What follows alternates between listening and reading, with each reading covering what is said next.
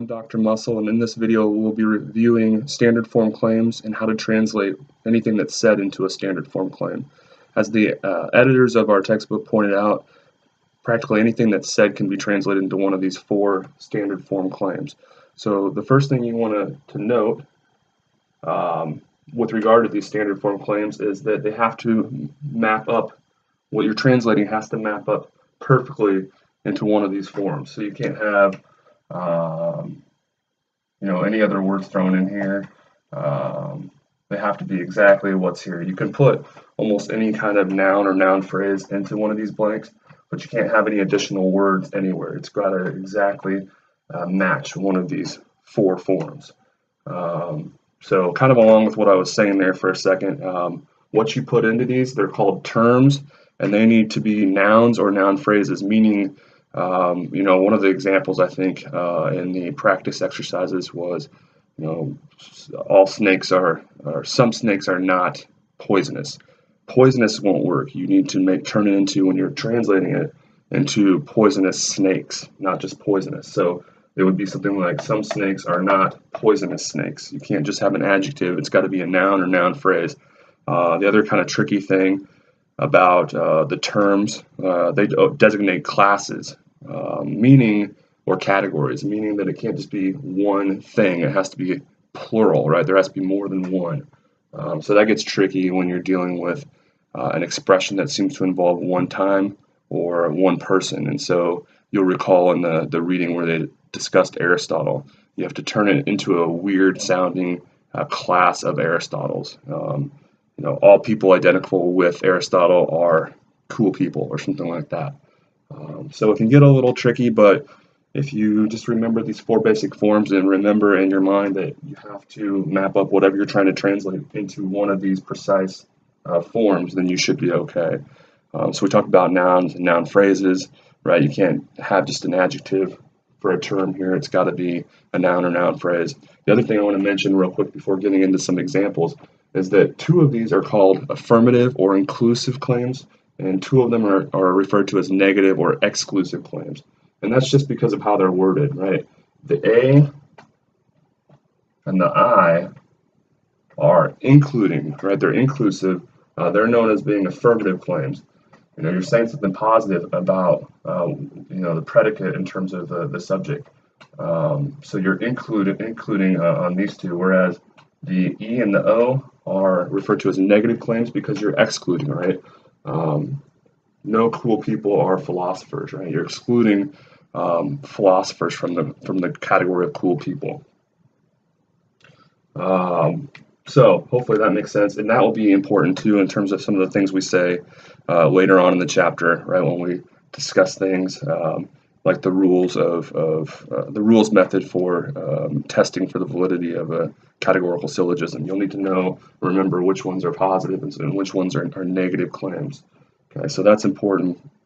Other than that, again, it's just a matter, and a lot of things in logic are like this. It's just a matter of practice, especially when it comes to some of those quirky examples where you're dealing with one person or a place or a time. You just got to kind of get used to translating some of these. So I thought I'd go ahead and just go over some examples. This one is actually 8.2, number 3. And I included this in the supplemental exercises that I've included the answers for. But I like this one for an example. If you live in the dorms,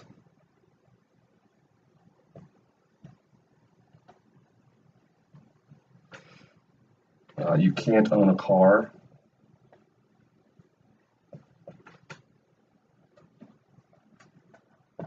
Okay. Notice the negative here, right? You cannot own a car. So that's a tip to us that it's going to be an E claim, right? So it's going to be something like, no people who live in the dorms are people who can own a car. So notice how we have matched the E claim, standard E form perfectly here. No blank are blank. Now we have a rather long and seemingly awkward term, right, or phrase, but that's fine as long as it maps up to something up here. So this is a category, and so is this, right? People who live in the dorms, people who can own a car. Okay? So again, this example, in an if-then statement, where you're dealing with the negative and the consequent. The antecedent is the first part of the if-then statement, and the consequent is the second part of an if-then statement. When it's negative, like cannot, it's usually going to be translated into an E form. But if you have and again, these are called conditionals, an if-then statement where it's not negative in the consequent, but if it's positive, then you're probably going to translate it to an A form. So here's another example. This isn't A2 anymore. It's just one I came up with. If you live in the dorms, then you are really, really cool. Okay? Pretty similar, except here again, we're not dealing with the negative in the consequent of the conditional. It's positive. So instead of an E form, we're going to be using an A form. This would be all people who live in the dorms are really, really cool people. Now again, notice how we're matching up perfectly in terms of that A form here. Okay? So that's another example. Another quick example. On a few occasions, oops, I think there's only one S there. I've almost died from the stench when I've visited Henry's house. Here we have a seemingly convoluted statement, but again, it can be translated into a standard form claim. It would be something like this. Sometimes I've visited Henry's house are times I've almost died, sorry about the handwriting here, from the stench. So again, this is all one, and then here's our second term, and it matches up perfectly with the I form. Okay. A couple more quick examples here. A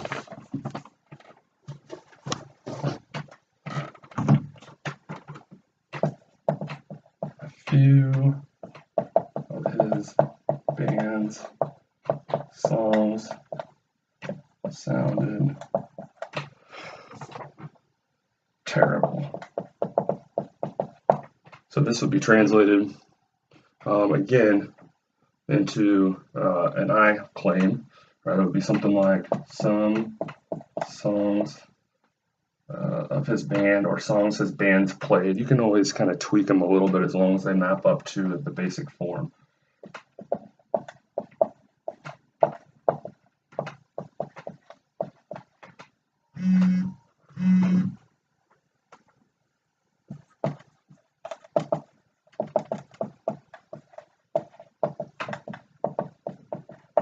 So here again we have a basic I form claim. Okay. Maps up to the I up here. A couple more.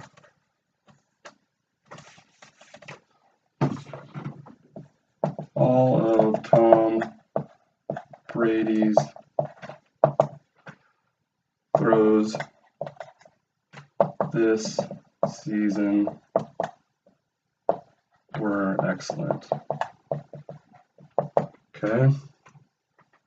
Be something like, this is going to be And all, when you're dealing with all, that's a pretty good indicator that it's probably going to be an A form, right? So we're going to use an A form. All